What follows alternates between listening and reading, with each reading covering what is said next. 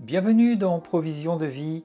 La pensée d'aujourd'hui s'intitule « Aucun autre ».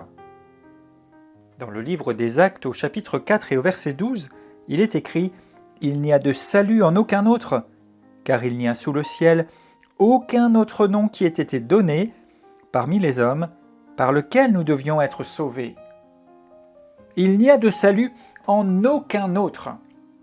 Et ici, bien sûr, il est question de Jésus, alors que Pierre, rempli du Saint-Esprit, annonce à ses compatriotes la puissance et la gloire du salut.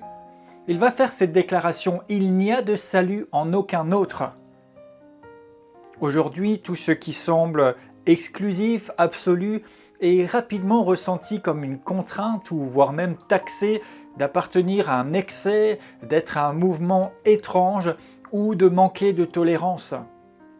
Mais s'il est vrai que Jésus nous enseigne l'amour, Jésus nous enseigne à accueillir chacun et chacune dans ce qu'il est, dans son parcours, dans son propre cheminement, il y a certaines choses sur lesquelles la Bible est très claire. Et la Bible dit ici, il n'y a de salut en aucun autre, parce qu'il n'y a aucun autre nom qui ait été donné sur la terre. Le salut est en Jésus-Christ. Vous perdez votre temps si vous cherchez encore un salut en dehors de Jésus-Christ.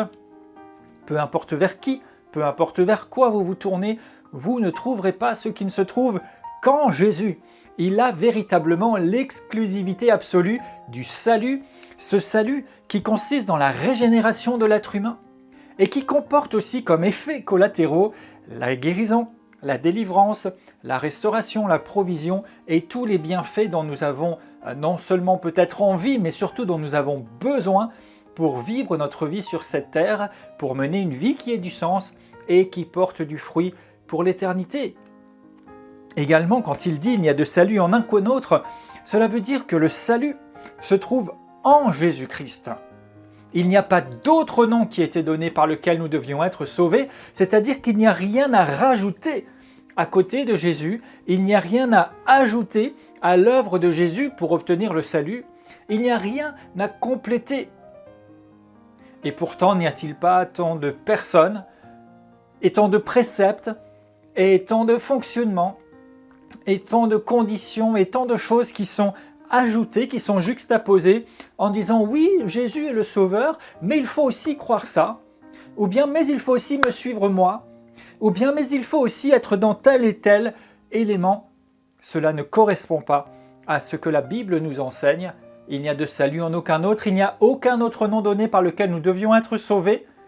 Alors je prie dans le nom de Jésus que vous conserviez les yeux fixés sur Jésus et Jésus seul, et que votre salut vient de lui et de nulle part ailleurs.